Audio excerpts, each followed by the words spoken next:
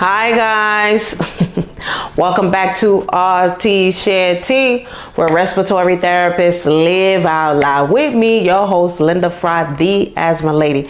Yes, thank you everyone. Thank you to anyone new joining us here today. I'm just coming back from Texas. I want to give a huge shout out to the Texas Society for Respiratory Care, the TSRC, the JJ, CC, and the whole TSRC crew who brought me over there to speak on asthma education and being the coordinator for the first asthma educator workshop. I want to give a huge shout out also to my Weezer crew, and that is Flo, Robin, Karen, Ruthie, Dr. Millard. Am I forgetting anybody? Dr. Millard, whose history of his career is amazing because he was the one who created the rules of two, which is amazing to us in the asthma space. All right, guys. So I was very honored to meet him and to have him on the team Weezer. Yes. So during the workshop, we had so much going on and so much interactive activities and engagement.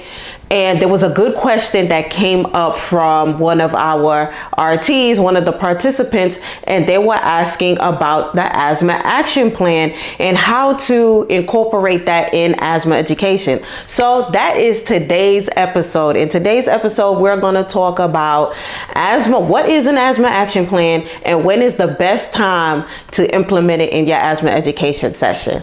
All right. So yes. Okay. So just making sure I didn't forget to say thank you to anybody. But once again, I'm on a high from the Texas, from the TSRC event, annual state convention.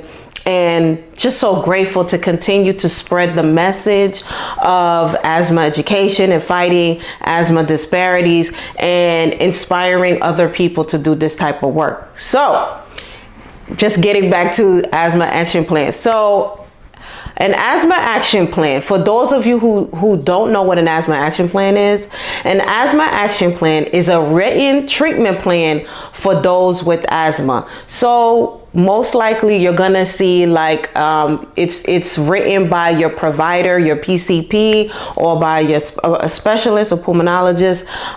So most likely you will see like your triggers listed there. You'll see your medications listed there. It's gonna tell you what to do when everything is normal, how to maintain that with your medication, what to do when you do have asthma symptoms, and what to do when things get worse, when symptoms get really, really bad.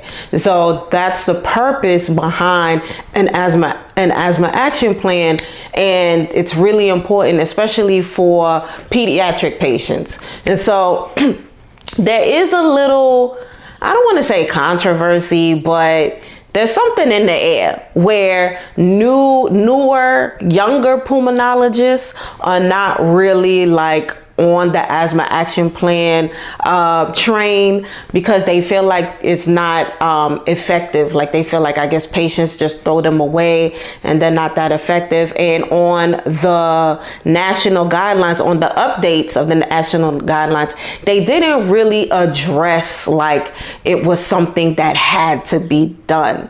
But in regards to asthma education, so I've been doing asthma education for 14 years. I am a strong advocate for asthma action plans. I think every patient that has asthma should have a written asthma action plan actually given to them. They should have it with them in their possession, especially pediatric patients. And the reason why I say that is because it's actually it can be used as an educational tool. So the best time to, going back to the question that RT asked during the workshop, when is the best time to, go over the asthma action plan or to bring it out or discuss it? And to me, it just depends on where the conversation is going and how. So it should be implemented it should be rolled in or weaved in through the conversation. So I always say asthma education should be like a conversation. You know what I'm saying? It should start with, so tell me, how's it been going with your breathing? How's the breathing history been going? How's it been going with your Flovent, your Symbicort? How's it been going with the medication? So just asking these questions and listening to what the patient says. Now, if it's a patient that's coming in that and they got new medication, that will be the time to bring up the asthma action plan, to actually bring it out. And if you don't know what an asthma action plan looks like, I have one here. Bam. This is an asthma action plan. This is a pretty plain one, but there's so many. You could go to your local Department of Health. You could go to the NIH. You could go to, the CDC. There's so many different versions of them, but this is a standard one where it comes with, it looks like the traffic light. It has the green, the yellow, and the red. So it has the green zone, yellow zone, and the red zone to let patients know what to do when they are in certain zones. And once again, if symptoms are getting worse, they know what to do. So when it comes to, let's say, someone gets a new medication, so it's like, all right, Miss Jackson, so I see that you're now on a new medication. Let's go over the asthma action plan. Or when it comes to, oh, Miss Jackson, I heard that you was in the emergency room a couple of weeks ago. Can you tell me what happened? And, and based off that conversation, you could just be like, oh, okay, well, you know what? Let's go over, I'm so sorry to hear that, that happened to you, but I'm so happy that you came in today. And what we can do is we can go over the asthma action plan, and you can actually start your education off with that asthma action plan. So to me, it is a teaching tool. So it's not just a piece of paper to just hand to the patient. It's actually something that you can use to guide you in your asthma education, because once again, it will have the triggers listed. It will have the medication. It will have the signs and the symptoms, what to look for, how to know if they're getting worse. It's gonna go over peak flow readings, and what's their baseline, and how they can monitor their own asthma and get the basically the heads up that an asthma attack is coming, and what to do in that matter. So the answer to when is the best time to bring out the asthma action plan and talk about it during asthma education is within the conversation, within a normal conversation of just asking the patient how have they been doing, and just listening with using motivational interview questions, which are open-ended questions, listening to them, and then weaving in and out of education with the asthma action plan.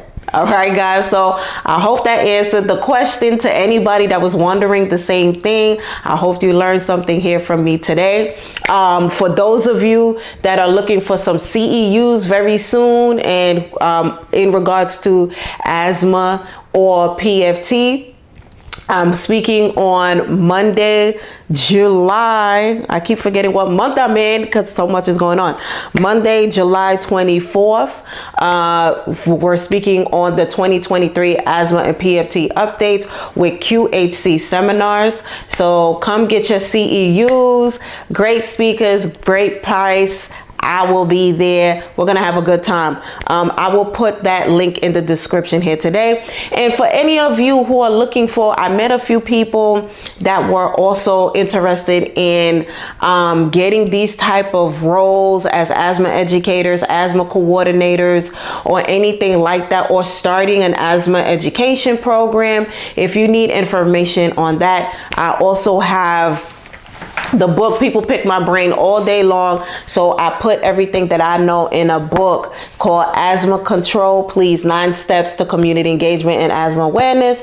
And this is still available for free on Amazon Kindle Unlimited, and it's also available on paperback. So yeah, the stuff is out there, and I want people to get the information. I really like helping people, and I want to see other Weezers. All right, guys. So, if you don't know what a Weezer is, that is someone that is in the asthma space, that is a warm-hearted, helpful, empathetic, an educator, zealous, empowerer, and resilient person in the asthma space. So that's what a Weezer is, and come join us. All right, guys. So, well, thank you so much for being here with me today. Know that we are here every Wednesday on Google Podcasts and on most podcast platforms at 6 p.m. Eastern Time, and we are on YouTube on Thursdays.